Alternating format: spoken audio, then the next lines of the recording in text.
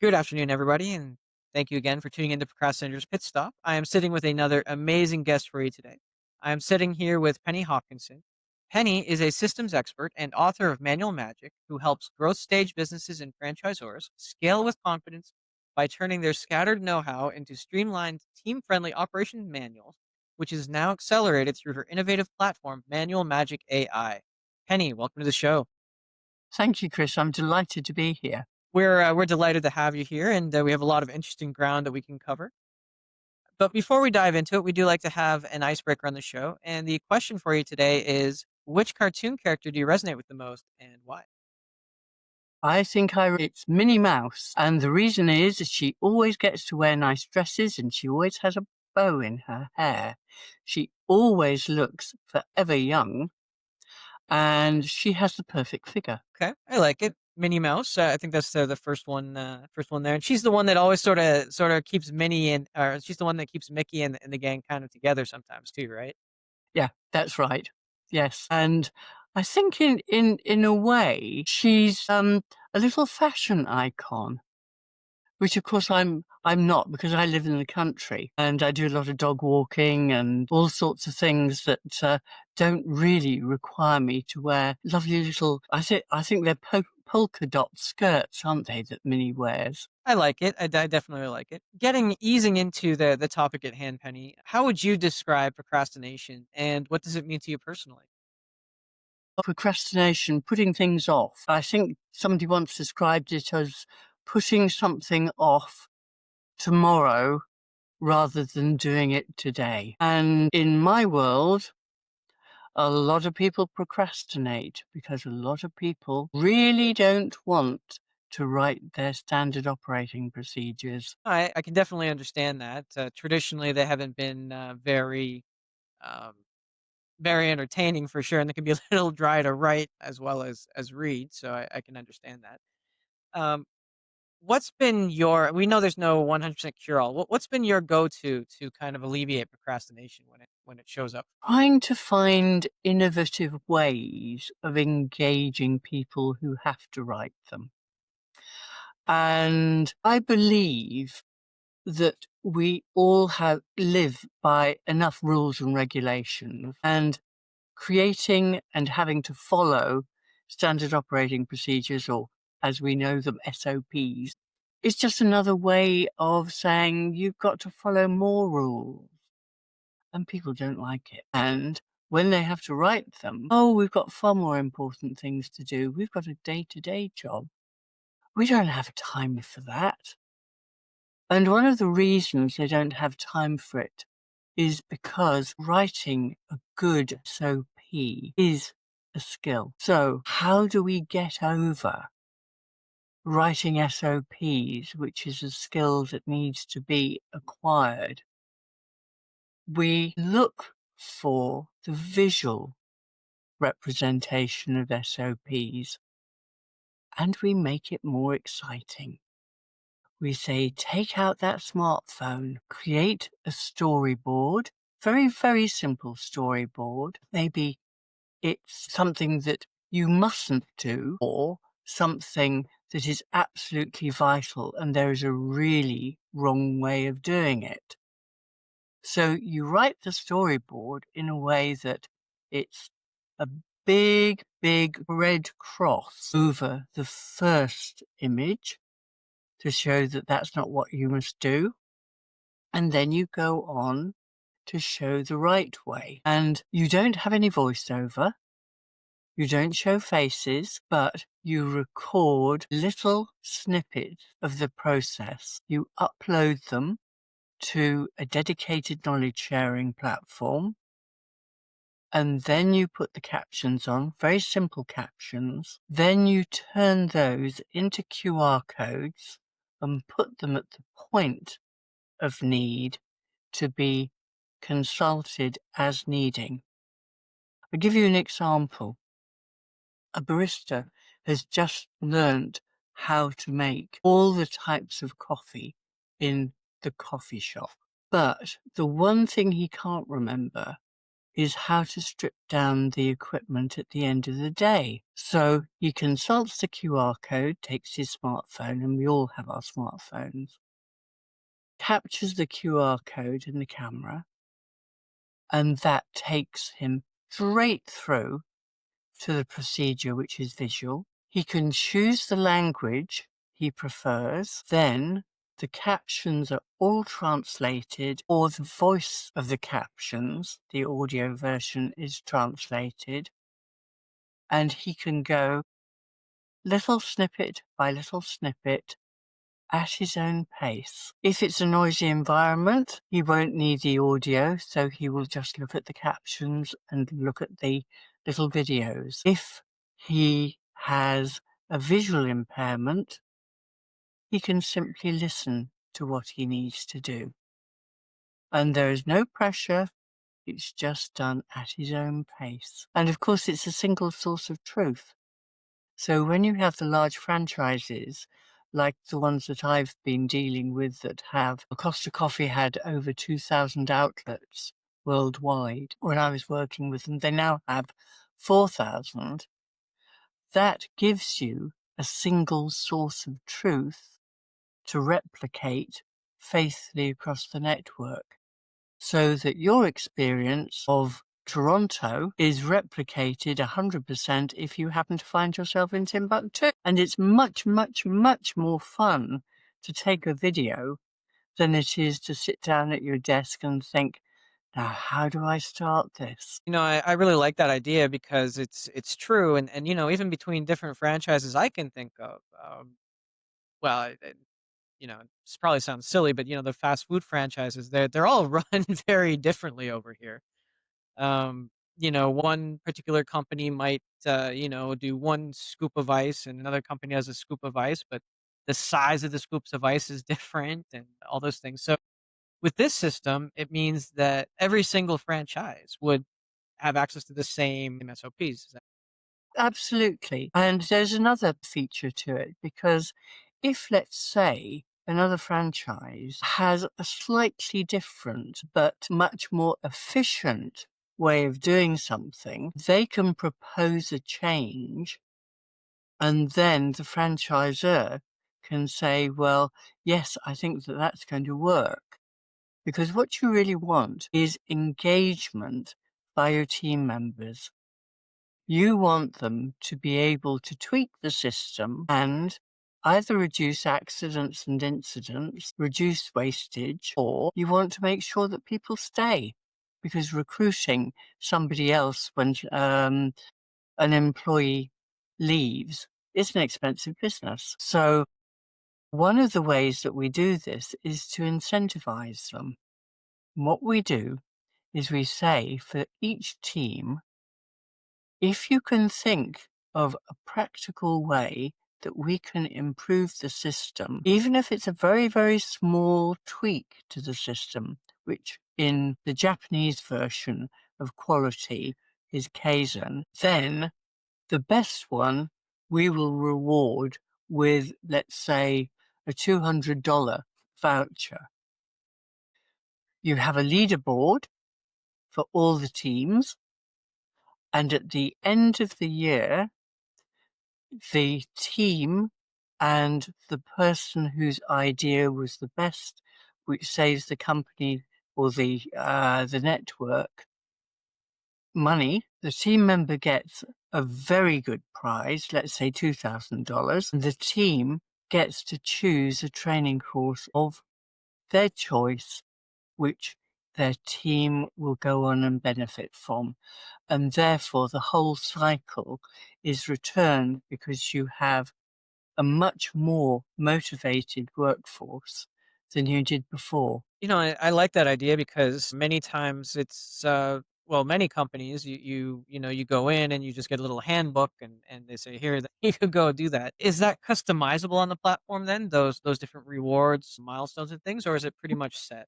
Yeah, we don't actually run the reward system on the platform at the moment. This is something that you would do internally.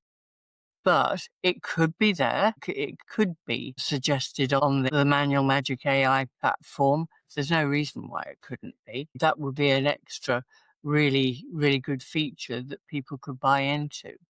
But, the problem today is that anybody under 40 doesn't read any text.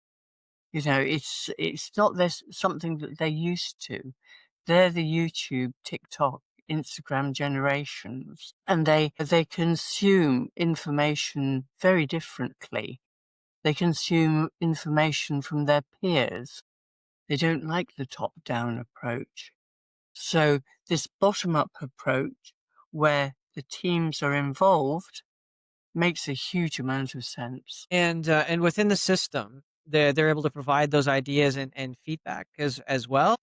Well, what happens is, when you want to create SOPs and create a full operations manual, you upload your IP, your intellectual property.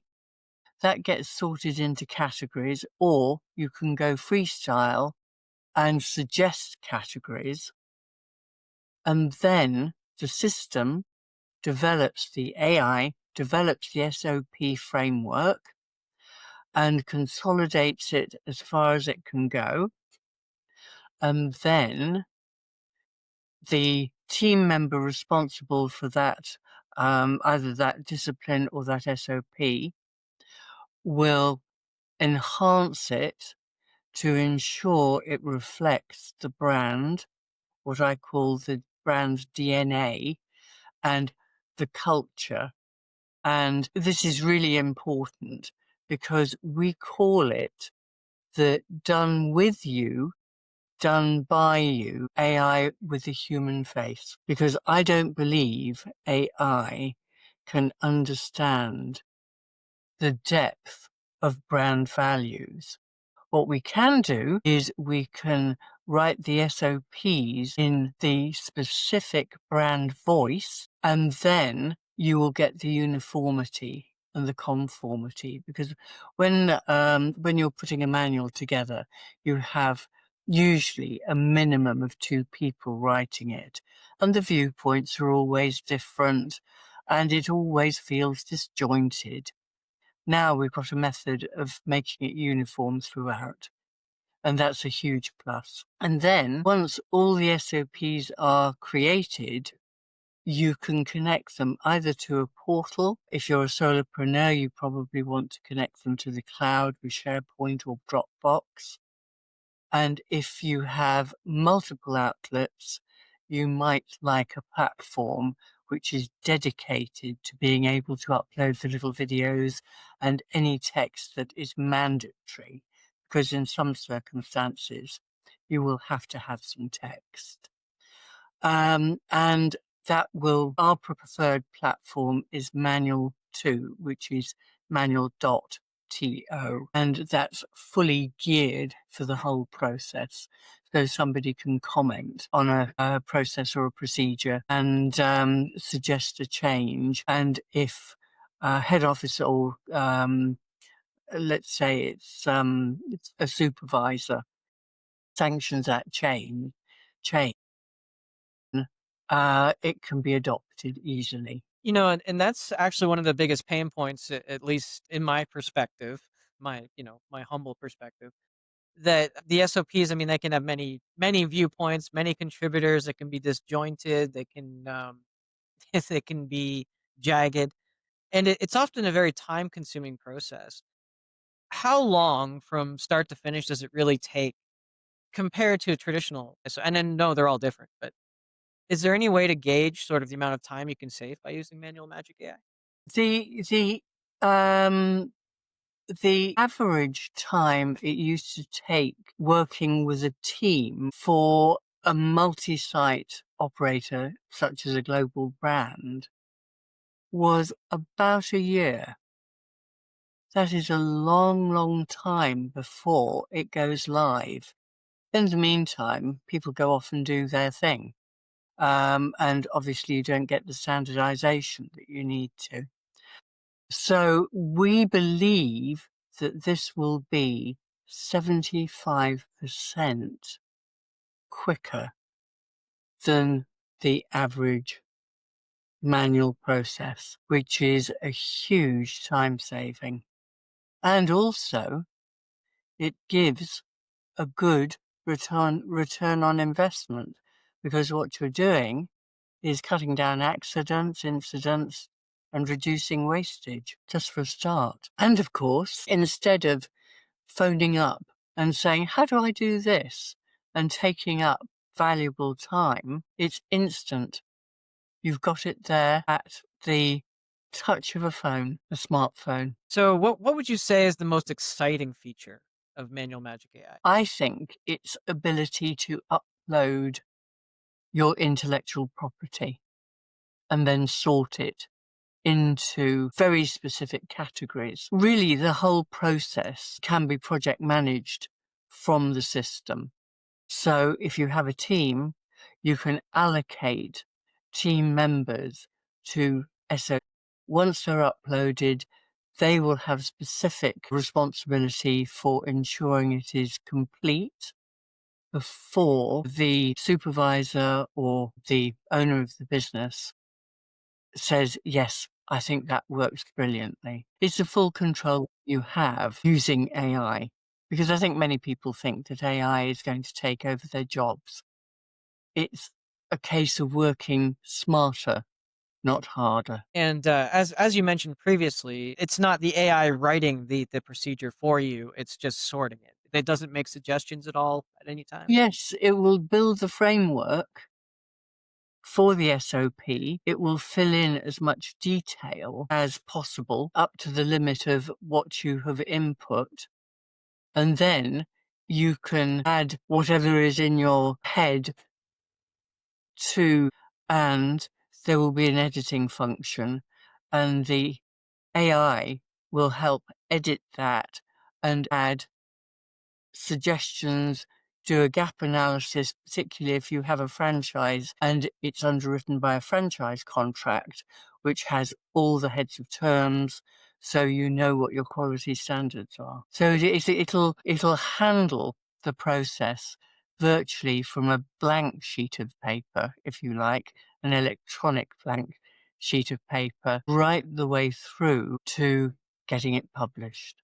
You can export it, or you can link it with other platforms. And this is a huge undertaking, a huge project, and it's amazing what we can do today with technology and such an amazing accomplishment. What do you think has been your biggest challenge in creating this system? I think it's been realizing that this is possible, because I built a prototype. I'm not an IT expert in any shape or form, but I've had a lot to do with beta testing, and it's something I've thoroughly enjoyed. So I know the mechanics of it. So I built my prototype.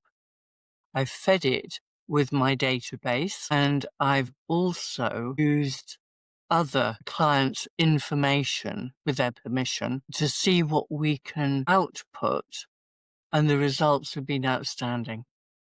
For example, the other day I did a gap analysis as a test for a potential client, and they really didn't think, they had no expectations, because they couldn't solve 3 problems.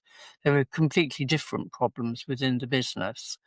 One was a packaging issue, another one was a gift card issue, and the third one was an upselling issue.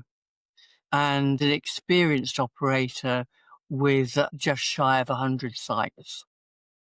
So all the information went in. I asked the question, and as a former journalist, I reckon that asking the questions is quite easy for me. And it came up with something that nobody had thought of. Then we needed to tweak it, because it wasn't in the brand's voice, because we didn't have a breakdown of analysis of the brand voice. So actually only this morning I put in lots of examples and gave it the instruction to develop the brand voice and the way that we communicate. And it broke that down into 7 areas, all of which were 100% correct. And then we rebuilt the SOP using the brand voice. And then we did a storyboard ready for the video, and it has done a really good job. And that's only a prototype. So the opportunities, particularly as AI is evolving to do so many good things, is vast. It will just prevent subscribers, because it's going to be a subscription. It's going to prevent subscribers from working so hard in such a boring way. I think it's going to be a tool that people will love. It will be extremely user-friendly. You can speak into it, you can type into it, and the end result should be exactly what the client wants. I'm a little bit curious now in this prototype that you tested out. How start to finish, how long did that prototype take you to build? It took me about a month because there was a lot of testing, and I wrote a definitive book you kindly mentioned earlier called Manual Magic. It's Create the Operations Manual your franchisees need to succeed. The only reason I mentioned that is because the franchise model is perfect. And in the book, I describe all the steps necessary to create a world-class operations manual, which my clients have used the same basic system I've used since 1991. Obviously, we've moved with the times, but the basic structure, what I call the backbone, remains the same. All the clients identify with it, whether it's a solopreneur, micro business, or whether it's a global brand. They all see that there is a wisdom in categorizing in this way. And I've fed all the information in my own database, and I've been running Manual Writers International since 1987. So you can imagine how much information I've fed into it. Well, it's certainly a lot of information and a great accomplishment. I feel like I'd be missing an opportunity here, and my audience is already rolling their eyes as soon as the book came up, because they know what's coming, right? I always ask, when you were writing the book, they say it's 98% procrastination, 2% actually doing it. How true is that for you? Well, that's an interesting one, Chris, because in 2022, I'd signed a contract to produce my book, and I hadn't written anything at that point. That was January 2022. I started to put some things together to do the research, and in April 2022, I went down with COVID and ended up in hospital, very seriously ill. And that left me with long COVID, and long COVID meant that, it did all sorts of things, and it affects people in many different ways. Mine was I had no mental, physical energy, and everything I wrote was actually complete rubbish, if I'm totally honest. So I missed all the deadlines, and my publishers were amazing. They said, look, we'll hold off until you're ready. And I found something that completely switched life back on again by the end of 22. And I started writing on January the 5th, 2023. I didn't stop until the book was finished, and it went out to the beta readers, and I came back and did the few changes which were interesting. And then it went off to the publishers, because I've got 50 years of editing experience, but the one thing you should never do when you're writing your book is edit the final version or believe it's the final version. So I had the lovely Eve, who project managed, and a wonderful editor.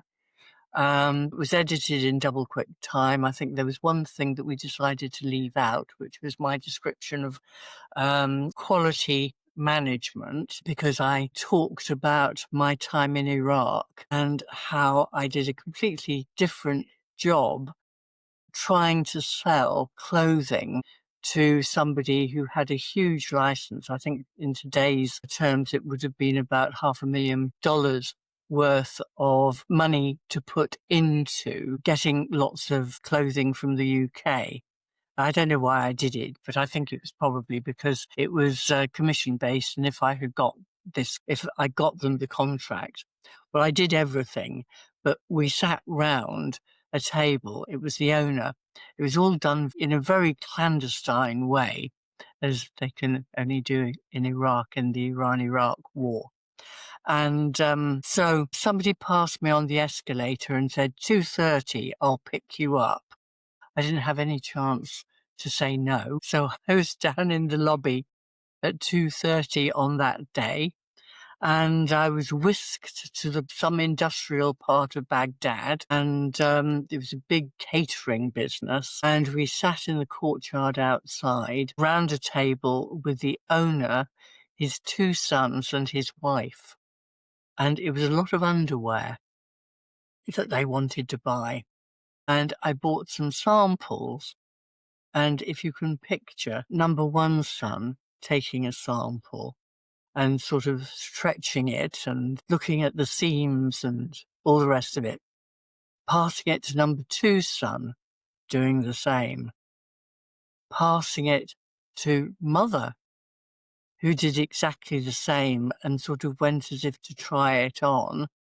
And then finally, they all nodded, and the owner told me how many of that particular garment and in what sizes they wanted it. So I wanted to give this little story about quality and how everyone's idea of quality is different, which is why the single source of truth is so important. It doesn't vary whichever country you're in and whatever product you're selling.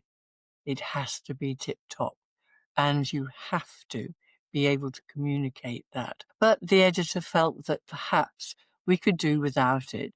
She said she was very upset to leave it out, as I would be to have it left out. But anyway, we did. We already had 52,000 words, which was a huge number of words for a business book.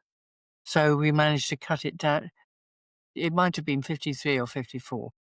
But anyway, we cut it down to just about 50. So the book got published, and that was October 2023.